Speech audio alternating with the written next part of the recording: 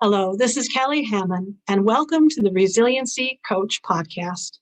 This podcast showcases people who have faced difficult times and how they got through it.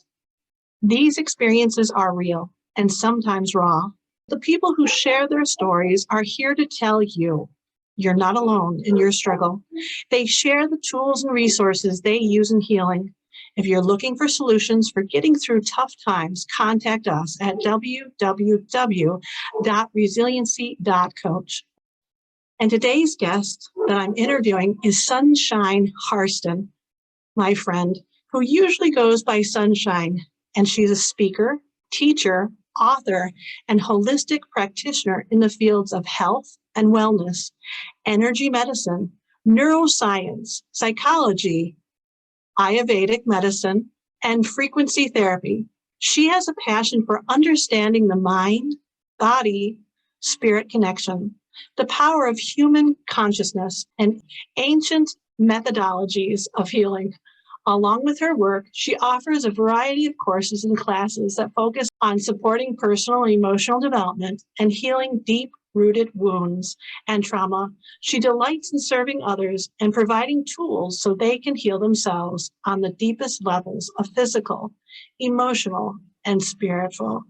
Sunshine currently lives in Spanish Fork, Utah. She is married to her beloved husband, Steve, and together they have 7 children. So Sunshine, thank you so much for being my guest today and for sharing your story with us. Could you please share your story with us now? Thank you so much for having me. I'm so grateful to be here. I am so grateful to be able to share my story with you. My story goes back to April of 2009 when I married my sweetheart. His name was Matt Johnson. We were married for about a year and a half before we felt really impressed to get pregnant with my oldest daughter. She was 4 years old when we found out that we were expecting my son, and we both were very pleasantly surprised. I was still going through school and he was working.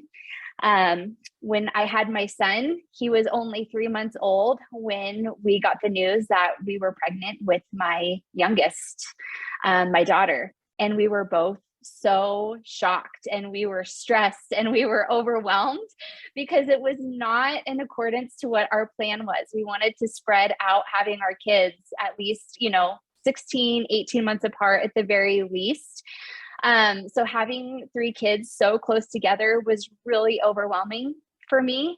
So much to the fact that I did not tell hardly anybody that I was pregnant. At the time, I was living in Indiana, and nobody at home or anything, like my family did and his family did. And obviously the people that were around us knew that we were expecting again, but I was so struggling and I was in so much pain emotionally with this that nobody knew that I was expecting. And I was probably around 6.5 months pregnant when I finally came to terms with the fact that I was having 3 kids in 3 years. And it was about 4 weeks later that my husband got diagnosed with stage 4 melanoma, malignant melanoma. And he got cancer. We found it through a mole that was on his back. He had moles that were all over his body, and all throughout his life, he had gotten them removed and had biopsies and stuff, and nothing had ever come about. He was medium to fair skin, so it wasn't like he burned excessively in the sun, but it just happened to be a mole that had gone undetected for a long period of time, and it was stage 4 malignant melanoma. And so when my due date came and I went into labor, not only was I giving birth to a newborn, but I had a 1-year-old, a 2-year-old, and a husband who was going through therapy for cancer. And when we had gone to the doctor, when he first was diagnosed, we wanted to get several opinions with melanoma. And one of the things that we were told was because of the depth of the melanoma in his skin, we were told that it was going to be a very, very long journey and that the mortality rate was not very promising for people with his type of diagnosis. And he said, the doctor told us at the time, It's not very common that people with your type of diagnosis ever comes into remission because it's very difficult. But our goal for you is to get you to a state of NED, which means no evidence of disease, which essentially means that a PET scan or a CT scan or an MRI cannot pick up any of the cancer, but it's still in your body, but it's more in like a dormant phase. And he said, the quicker we can get you to NED and keep you there longer is what's going to up your chance.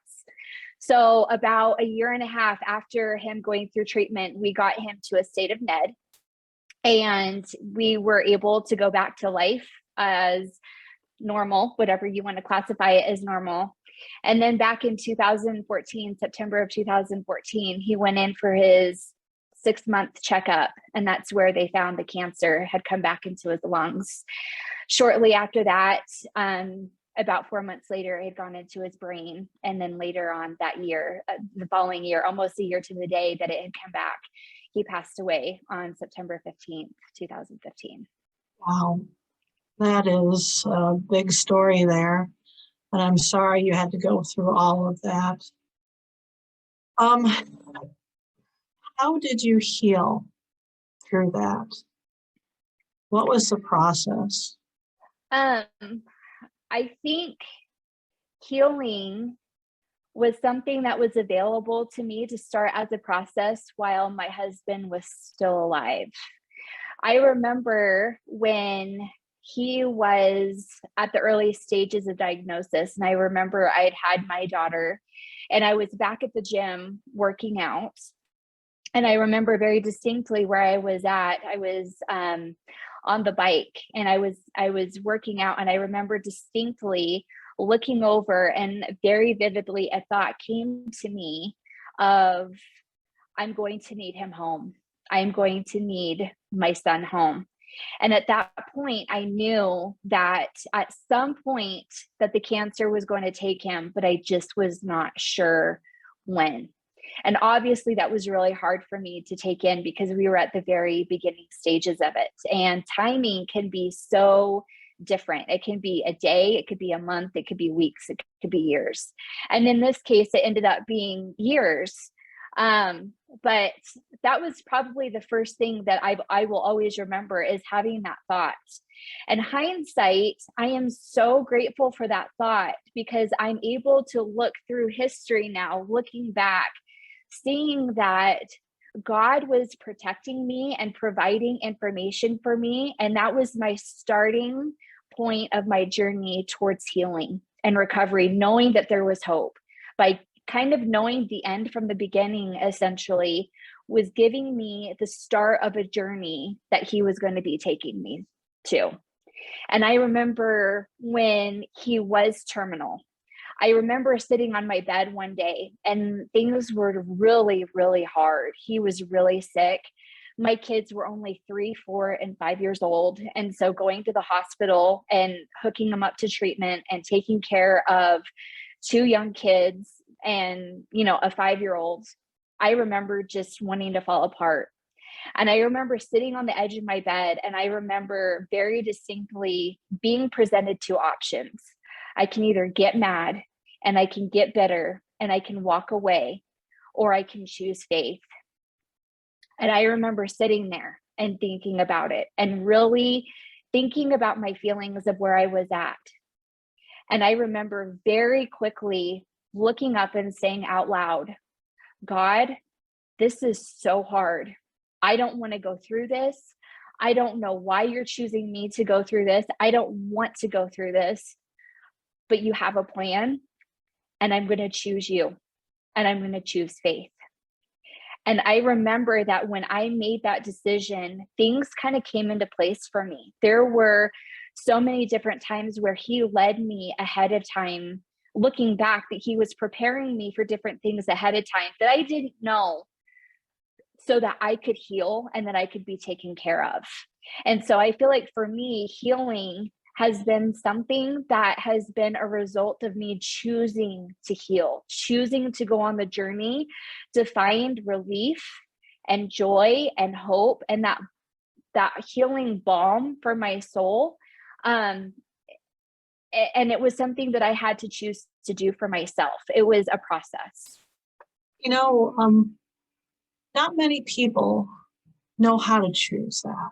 What made you choose that? What was it that you knew that, one, that there was a possibility of healing, and two, that you wanted to heal? I think a lot of us in life, when we go through something really hard and really gut-wrenching that breaks us apart, I think it's really easy to feel alone or to feel abandoned.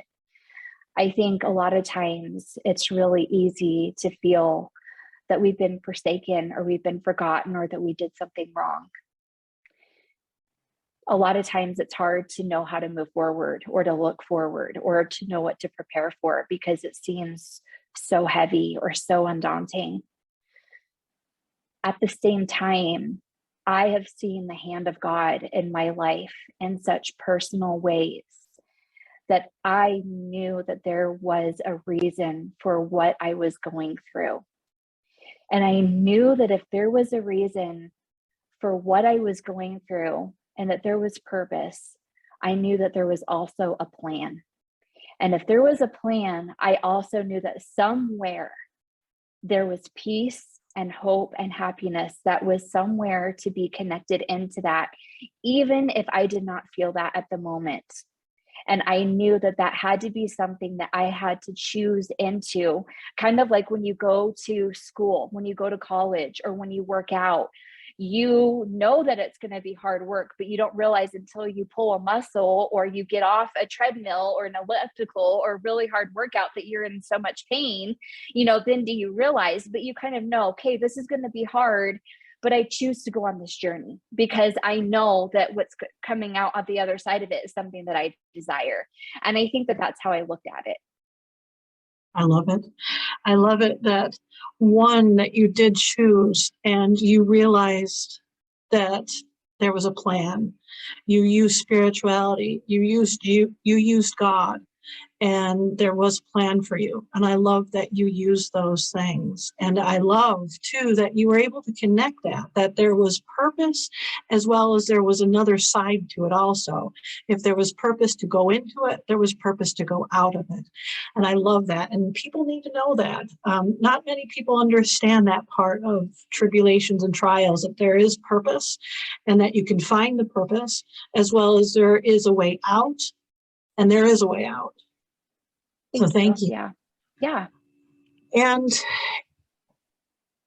if there was one piece of advice you could give someone that's listening today that may be going through the same difficulty or similar difficulty, what piece of advice would you give them?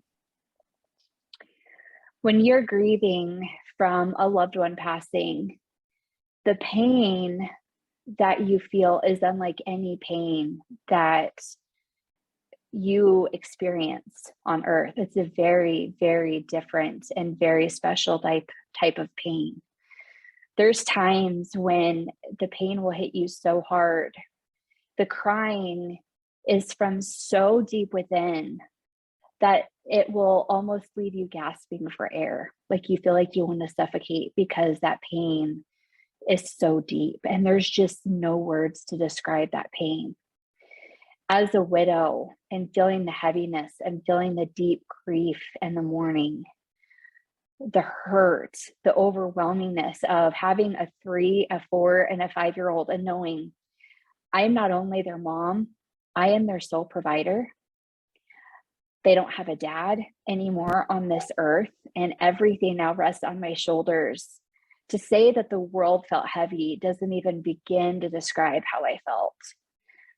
There were not even times where I could take it even day by day or even hour by hour. Sometimes you have to take it minute by minute. And I think something that I've really learned is there's no shortcut to grieving. We can either go through it or we're going to always go through it, because I think times we try to bypass it. What can I do? Tell me the steps that I can do to hurry up and make this pain go away because I don't want to feel this. or naturally, our bodies are designed to keep us out of danger. So our bodies will try to respond or do things to prevent us from feeling that pain, to numb out. But the thing is what we prolong only comes back, and we have to go through it a lot longer. And so my advice is to give yourself permission to be where you're at. Give yourself permission to feel what you feel. Let your experience become sacred to you. It will not feel sacred for a while. It will not feel holy for a while. It will feel like the most horrible thing that you have had to endure and go through. But if you will allow yourself to give yourself grace and take it moment by moment, minute by minute, hour by hour, and eventually day by day, you will be able to walk again and to be able to get to a point to where you'll be able to look back and see beauty through the heartbreak that you're experiencing currently. I love it. Thank you so much. I love your story and I love your advice because, yeah, you have to give yourself that permission and that grace to be able to feel the feelings and to allow it to happen and to experience it. And it isn't pleasant. It's not a pleasant experience at all. Is there anything else that you'd like to add? I think when we go through something hard, I think a lot of times one of the questions that we ask is, why me? Why do I have to go through this? This isn't fair. A lot of times people would tell me it's not fair that you are 31 and you're having to raise 3 kids on your own. It's not fair, sunshine. It's not fair that Matt had to die so soon and that cancer had to take him. It's not fair that the kids don't have their dad and they're not going to be able to have experiences with their dad. It's not fair that you have to be the sole provider. It's not fair. A lot of times we look at the things that are unpleasant, the things that are hard, the things that are not in alignment with the plan that we have for ourselves or that we desire for ourselves. But something that I've learned and I've relearned and I've relearned again and again and again is that I am known. We are all known. There is purpose in everything that we go through and that we experience. And we hear that, yes, there's a reason for everything. But sometimes the lessons are not only for our immediate well-being or what we're going through right now. Sometimes it's for people that need to hear it in the future. Sometimes it's pertaining to things that are happening around us that we are not aware of. I have been able to be blessed so much, and I have been given so many wonderful opportunities to be able to connect with other widows and widowers and people who are passing through the veil that I would not have had the opportunity if I had not gone through the situation. I have been able to become acquainted with God in ways that there is no other way that I could become acquainted with. My children have been able to understand certain values and principles and have been able to really appreciate life in a way that other children don't get to experience or really understand. Yes, there's a lot of opportunities that my kids have not been able to partake of because I was single for so long and I could only provide so many things for them. And so it's very easy to look at what's not fair or what we don't have or what's not working out or what's not aligning with our plan. But if we take a step back and if we look at what the invitations are that we get to heal or that we get to gain or we get to understand from this, there's also miracles and blessings that are attached to those things that we are never abandoned. I have been able to come to intimately know so much that not only are we known, but we each have been called to do something special in this world that nobody else can do.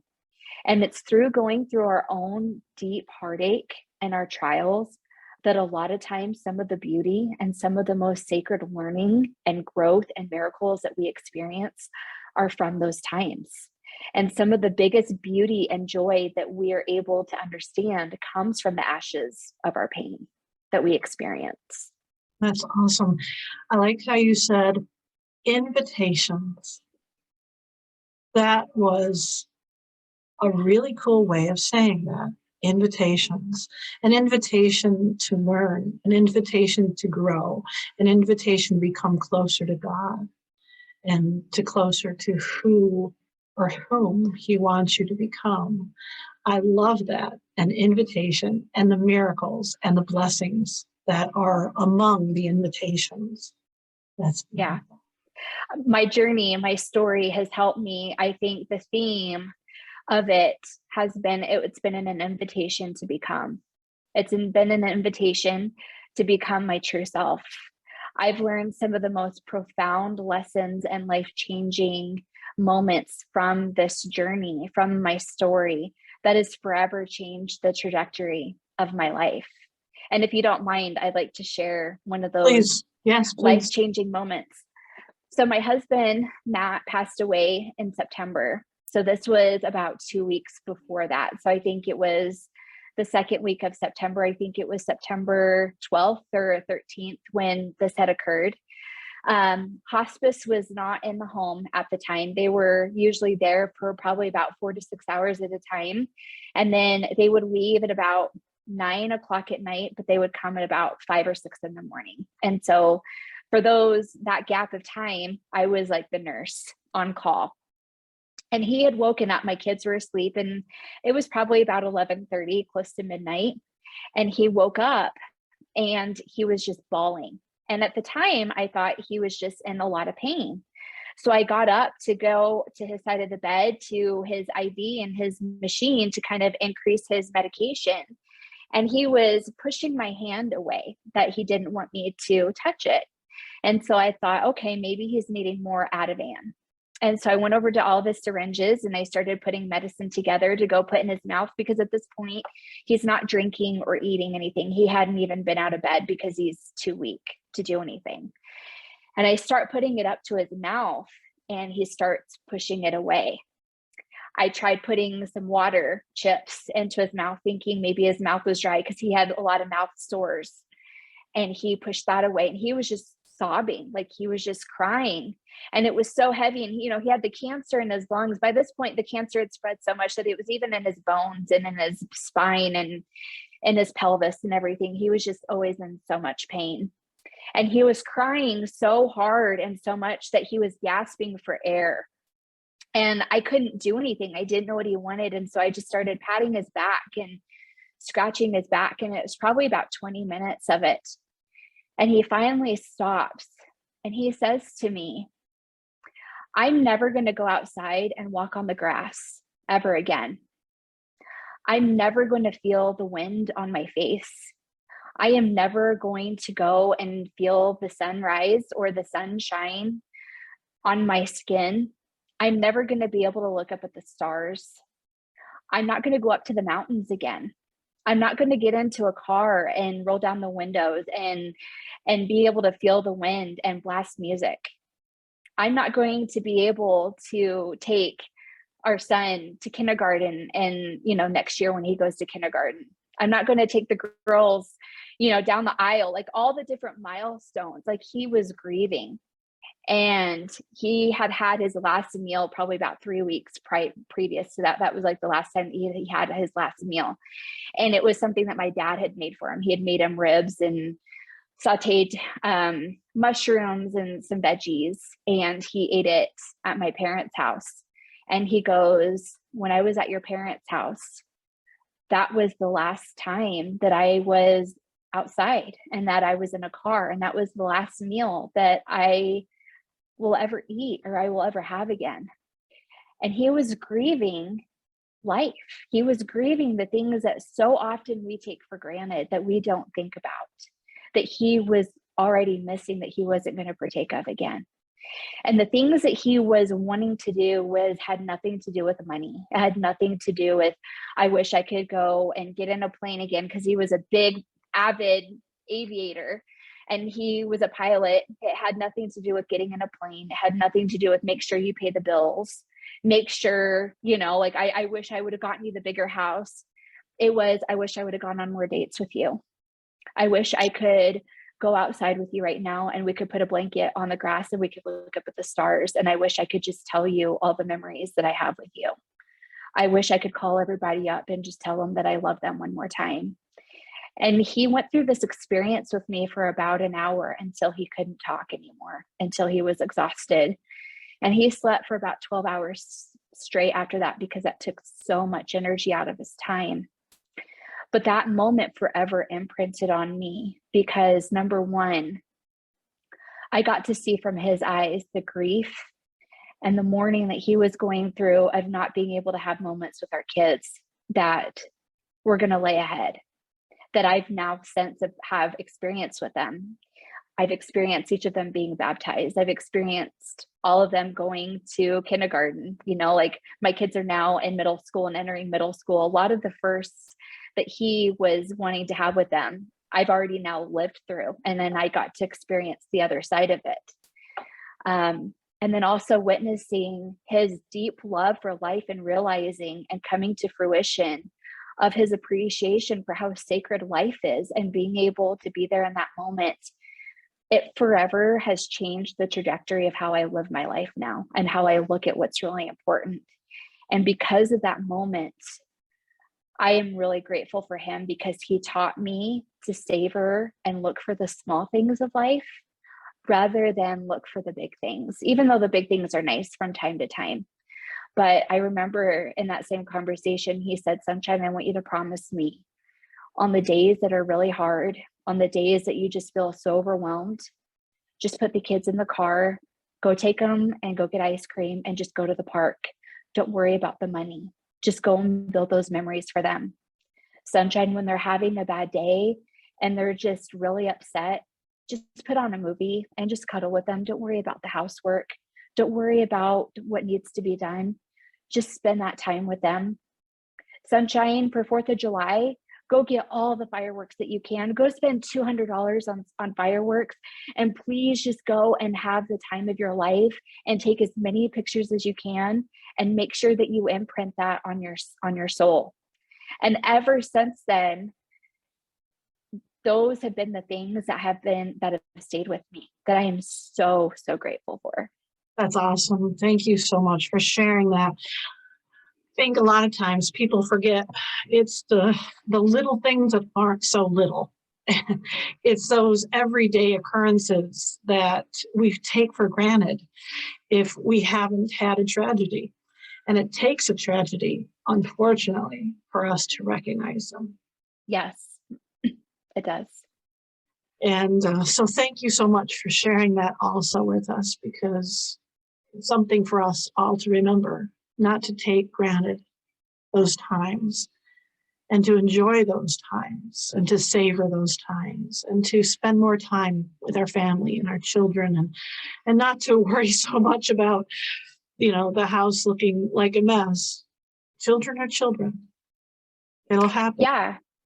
And this perspective will come to me from time to time. And I feel like it's placed there from the Lord to help me remember that even though there are times that are hard, there's still that's beauty that's around us that we still can partake of and that we can be a part of, that not everything is all bad. Again, I think it's a choice that we get to make of how we choose to see it.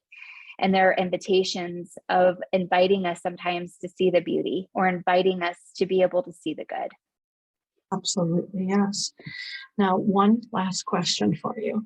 How can somebody get in contact with you if they'd like to? So I have a website. It's www.sunshineharston.com. I also have a Facebook group where I like to connect with my tribe. It's called Sunshine Served Daily, or you can feel free to message me on social media as well. Can you spell your last name and first name just in case somebody doesn't know how to spell those things? Yeah. So Sunshine, and then Harston is Harston. That was powerful, powerful lessons that you are teaching people. And I'm so excited to be able to share those with the people that will be on and listening to my podcast. I hope tons of people listen to your story, because there's so much truth and so much light in your story that Sunshine, your name is appropriate for who you are. You are shedding sunshine on the world, and I want people to be able to partake of that sunshine. So I hope Thank you so much. I was just going to say, I love the work you're doing, Kelly. Like the fact that you felt impressed to do this podcast, and the thought and the prayer and the intention that you have behind it is so powerful, because we're seeing so many people that are being ripped open, where they're feeling so much pain and hurt and longing of knowing where they can turn. And I think, one of my favorite quotes is, your mess becomes your message. And I feel like you're doing that. Like you're helping, bring people together, and you're providing a place where people can receive a healing balm of Gilead for their soul. And you've been inspired from everything that you're doing. And I think it's amazing how you've been guided in all of this. Well, and the Lord's message is, you are mine. Come to me. I know you. I love you. You belong. And that's what your message is there's help available for you. You're not alone. Come be a part. You're loved. You matter. Like that is your message. And, like you are doing a sacred work, and you are taking the Lord's love, and you're presenting it in a way that's familiar to the world, but it's the message of the Lord saying, you belong to me and you're known to me. You matter.